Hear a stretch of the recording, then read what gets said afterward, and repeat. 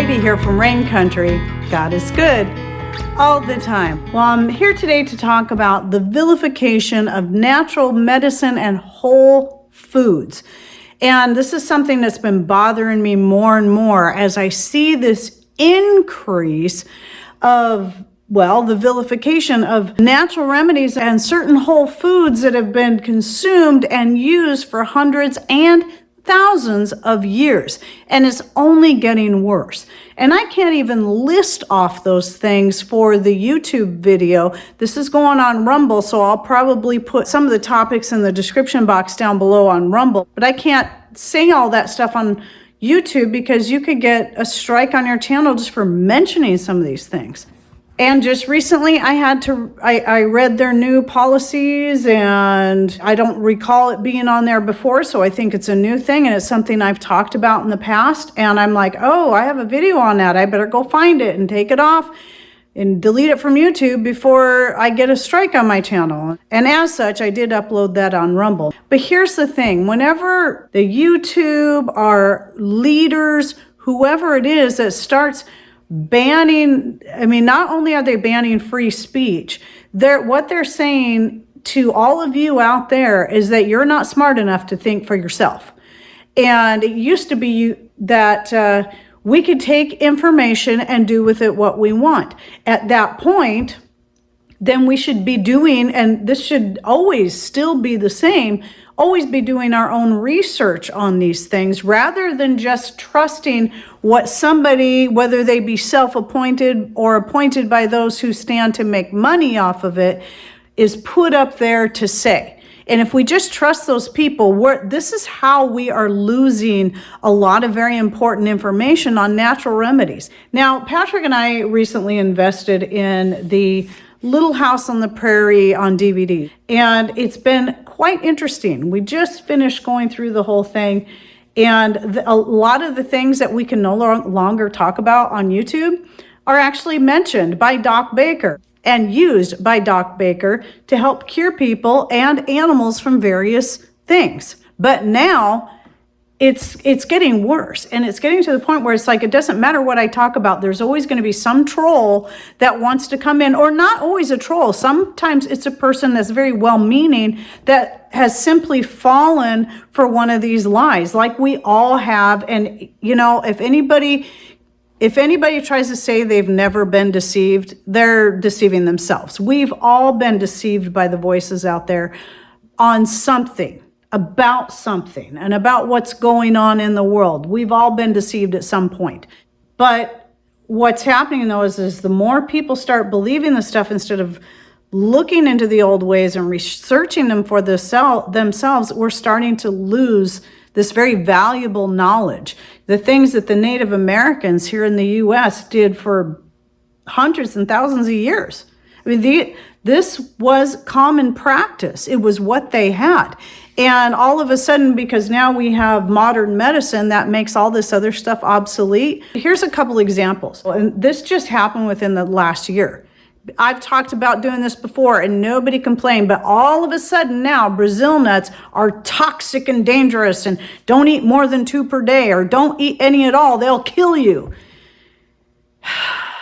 So what's happening is you got companies out there that stand to make money by keeping you on their pharmaceuticals. So what they're doing is they're vilifying anything that actually works, that actually can help your body heal itself, including the selenium in Brazil nuts. And what a lot of people aren't understanding is if they actually look at the studies about selenium and how dangerous it is, the studies on the toxicity were about taking it in a supplement form separate from food, not about eating Brazil nuts, but about selenium and taking it separately. So any mineral, any nutrient, by the way, you can overdo it and make yourself very sick. So instead of being worried about how many Brazil nuts per day you eat, how about you eat your Brazil nuts and enjoy them, but also make sure you're getting some good greens, which, oh dear, those have oxalates. We got to stop eating greens. And eat some more fruit. Oh no, that has sugar in it. We can't have sugar. And get some more good, healthy whole grains. Oh no, that's a carb. Can't eat that either. You know, those are just a few examples. And please understand, I get it for those people who've got different digestive issues or other health issues that they're trying to heal. So they're doing a ketogenic diet to help heal their body, or they're doing a dairy-free diet or a vegan diet to help their body heal from whatever, or at least to narrow it down to figure out what they're having issues with. I understand that. I'm not trying to vilify that kind of stuff, but I really get frustrated when I see someone, I see this a lot with the keto diet. Every time someone newly gets into the keto diet or goes with a carnivore diet, and it might be working for them and healing their body, and that's great, but all of a sudden they get on this bandwagon and start throwing out that all carbs are poison. And it's like, that is so not true. Even Jesus ate carbs. He and his disciples ate whole grains. They ate bread. They ate grains right off of the plant. And yes, I understand ancient grains are better than the hybridized things that we have now. And going back to the older grains is going to be best, but that doesn't mean that all organically grown, non-GMO whole grains are poisonous to your body. Just because there's a lot of meats out there that are full of antibiotics and steroids and more, that doesn't mean getting a good healthy meat from a good source is bad for you. People have been eating meat since Genesis. So I'm basically trying to make 2 points here. And one thing is, when it comes to your diet and what's best for you, each person is going to be different and unique, especially when they're trying to heal their body from specific ailments because of maybe junk food that they were eating, or some kind of toxin they were exposed to in the air and the water, or whatever it is. I believe we can heal our bodies, and sometimes for a time we have to take certain measures, just like we did to get off of our thyroid medication for hypothyroidism. Though we worked on just having healthier diets in general, which we were always pretty healthy eaters, but there's always those things that you don't realize, the GMOs and stuff that you learn about. But we also cut certain things out for a time, like coffee. We cut back or cut out on coffee for a time just to give our thyroids a chance to heal. And while some things will always keep cut out of our diet, like making sure we're not drinking fluoridated water and so on, or even using fluoridated toothpaste, and no Teflon pans, we do drink coffee again. Really, when we're eating properly and we're in good health, that means we're incorporating foods, the whole natural foods from all sources, all the way around. That means we should be able to have good healthy dairy, good healthy meat, good healthy grains, even some natural healthy sugars like raw honey, maple syrup, and molasses. These are not poison. If you sit around and drink a gallon of it every day, then yeah, that's going to have some negative effects. But the same can be said about any natural food or herb. And the same applies to herbs or any other substance that's used as natural remedies. They're all going to have their place, and it's all about moderation and balance. And also, the source that you're getting these things from is going to make a difference. This doesn't mean that we label all foods as bad, because here's the deal, and I've mentioned this so many times. If I listened to every single person that came in and started preaching at me about how I shouldn't eat this, I shouldn't eat that, I shouldn't drink that, I literally would have nothing to eat or drink. Nothing. Not even water, because you can't drink the city water because it has chlorine and fluoride in it. Well, our city finally stopped fluoridating after over 50 years. You can't drink the water that comes from the sky even after you filter it because chemtrails. Do you just stop eating all food and drinking all water altogether? Well, obviously not. You do the best you can to get the healthiest sources, or like in our case, we collect rainwater and we filter it. And we've done really well on that, by the way. And that was one of the biggest steps we took in order to get ourselves off the thyroid medication. So it's about doing the best you can to get the most natural form of that food in its most whole form. And this also applies to supplements. Supplements have their place and they can be very good for you. But when you're getting your nutrients from foods that have been raised properly without a bunch of the toxic pesticides and fertilizers, but the more natural fertilizers, like grass clippings and chicken manure and steer manure and whatever, then you're getting the healthiest food you can, and especially if you can grow it yourself or at least get it from people you know more locally. Then when you're eating that way, just that alone is going to do a lot to help heal your body. Now, here's an example. A lot of people who had to go gluten-free because of celiac or other digestive issues they were having when they were eating any kind of gluten breads. This doesn't apply to everyone, but a lot of these people found that if they had sourdough, something that was more naturally made and also fermented, that helped. And or if they simply started getting whole, organic, non-GMO grains and grinding their own flour and making breads from that, that made a difference on how well they could digest the food. And so there's different steps you could take. Now, some people may never be able to have gluten because their guts have so been destroyed by the toxins in the air, in the water that have been injected into them from the time they were born.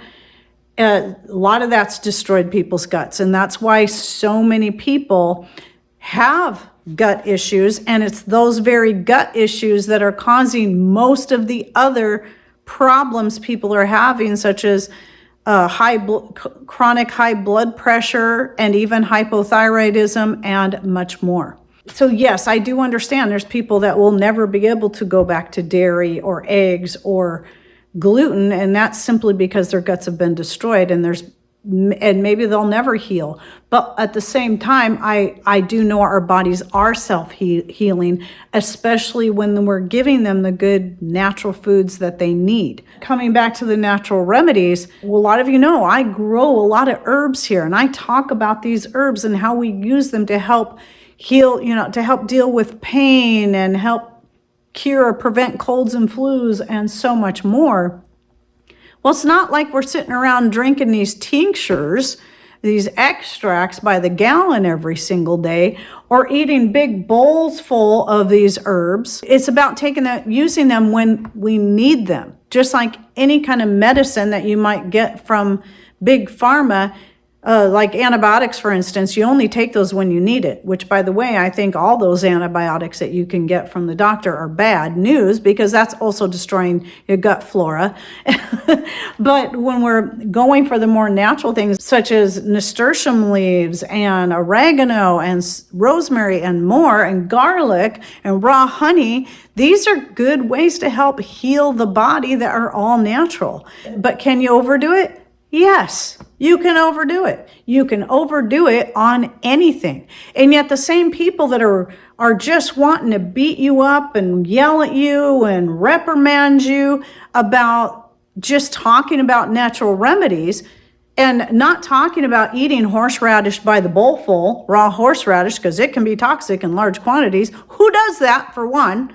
But also, you just have to mention, oh, horseradish is really healthy for you. Oh, no, it's toxic. Don't eat it. Yet these same people will take every single pharmaceutical that's handed to them without even bothering to read the insert. That's if they're even given the insert, and about all the different side effects and symptoms, and then looking up what can this do and how toxic is this, and what are the safety studies of taking this drug with this drug and this drug and this drug and this drug and this drug. Are there any safety studies? No. A doctor will simply give you one drug, and then they'll put another drug on top of that when you start having symptoms from this. Then they'll give you a drug for the symptoms of that, and so on and so forth. And I know I've mentioned this so many times, but it's just like these same people won't even think past that. And yet the number one killer, at least in the United States, and I would assume probably in the UK as well, is pharmaceutical medications taken as prescribed. I'm not talking about people overdosing on them. I'm talking about just people being supposedly properly prescribed and taking them as prescribed.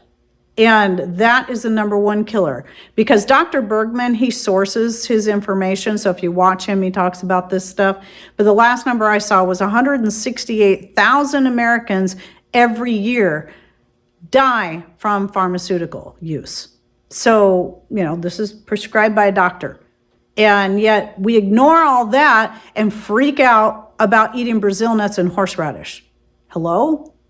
I mean, this is just, it's insanity. It really frustrates me when I see all healthy whole foods, every single one of them being lumped in and saying that they're toxic. You got to realize who is starting this, who is putting this information out there. It's all being put out by people who stand to gain a profit off of you. And I say this too because I'm not always right.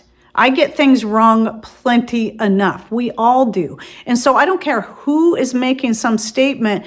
Instead of blindly accepting anything anyone says just because you know they've been right in other areas and you trust them, and maybe they are very well-meaning people, and I'm a very well-meaning person. I mean to help people. But sometimes I still say things wrong. Sometimes the information I got initially was faulty, but I do try to come out and say, you know what, I was wrong in this. So just because you really trust one person, it doesn't mean everything they say is right, even if they mean to be right. You always need to vet all the information, but it also means don't go to one source. So I had somebody tell me on my blackberry leaf video, well, the first thing I came across said that all parts of the blackberry plant are toxic. And here I am rolling my eyes. Okay, how many years have people been using blackberry leaves for medications, and the Native Americans included in this? And how many of you out there have eaten blackberries?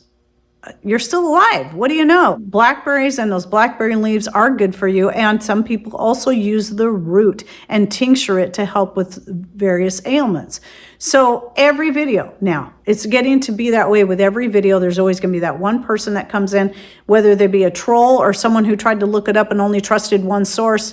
Well, did you even look at where that one source came from? Did you even try to look up other sources like I do when I compile this information and try to put it together? I don't trust just one source. I don't even trust just the natural based sources. You know, like Dr. Axe has pretty good information and many other places like that. But it doesn't mean I trust them alone. I go to other types of sites and cross-compare the information, including the National Institute of Health.gov. Yes, you can find some, if you look through the publications, especially the older ones, you can find some really great information on the health benefits of various things, be it lavender, dandelion leaves, Brazil nuts, horseradish, and so much more. So don't just trust one site because you're going to be misled just like that silly person was that came in and made that statement. Anyway, the vilification of whole natural foods and medicines is just getting out of hand, and we need now more than ever to start thinking for ourselves, doing our own research. And some of that may be, it's going to probably come to a point where you can't find any of it online. You're going to have to rely on old books and people that have been practicing these things for many years. So again, this is why over a year ago I started my channel over on Rumble. So as YouTube keeps adding more things to their list of taboo subjects, especially when it comes to health, I can at least have a place for now. I'm not saying it's the perfect place. I'm not saying it'll always be great. But for now, at least I know I have a place I can still go post those videos that once used to be fine over here on YouTube, but are for now still acceptable on Rumble. And when that fails, I'll find another place. But no, I'm not going to go open up an account at 100,000 different places that I know are out there. One at a time, please. That's all I can handle. It's plenty enough work as it is. So anyway, don't forget to check out the links and any other information I'll be putting in the description box down below by clicking on more or show more somewhere down here right below the screen. You'll see that. And that'll open up that box and you'll be able to find all those links and any thoughts, ideas, or things you would like to add, any stories, testimonials about natural remedies, you know, all this stuff that's being labeled as toxic and, you know, being taboo. Anything you'd like to share, please put that down below, especially your testimonials. And I'll be looking forward to reading your comments. And maybe one of these days I should start compiling these comments together, the testimonials, and then do a video on that. Anyway, thanks for watching. Take care and God bless.